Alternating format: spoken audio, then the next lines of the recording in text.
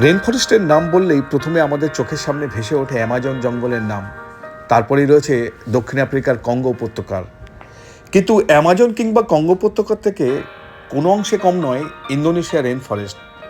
প্রায় 18,000 দ্বীপ নিয়ে গঠিত এই রেন ফরেস্টে রয়েছে বিভিন্ন প্রজাতির উদ্ভিদ ও প্রাণী। রয়েছে হাতি, বনমানুষ, গন্ডার, আর রয়েছে বিশাল বিশাল সব সাপ। তার মধ্যে অন্যতম রেটিকুলেটেড পাইথন। এরা আকারে এতটাই বড় হয় যে এরা মানুষ পর্যন্ত খেয়ে নিতে পারে।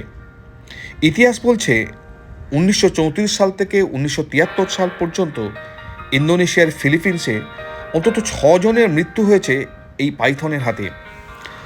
2023 সালে পশ্চিম সুলওয়াসিতে একটি 14 ফুটের পাইথনের শরীর থেকে মিলেছে স্থানীয় এক কৃষকের মৃতদেহ। অনুরূপ ঘটনা ঘটেছে ঠিক কয়েকদিন আগেই। গত বৃহস্পতিবার কালিম্পং গ্রামের বাসিন্দা ফরিদা গিয়েছিল কাঠকুড়োতে। রাতে বাড়ি ফিরে না আসায় শুক্রবার পরিচিতদের বাড়িতে খোঁজখবর নিতে যায় তার স্বামী, কিন্তু তাতেও তার হদিশ মেলেনি।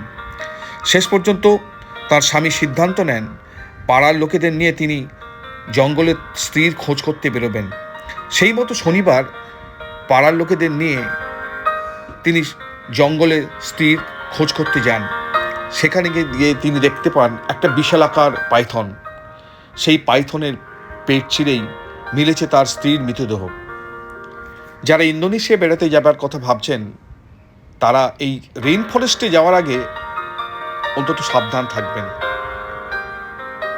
চ্যানেলটি ভালো লাগলে সাবস্ক্রাইব করুন, আরও বেশি বেশি লাইক করুন এবং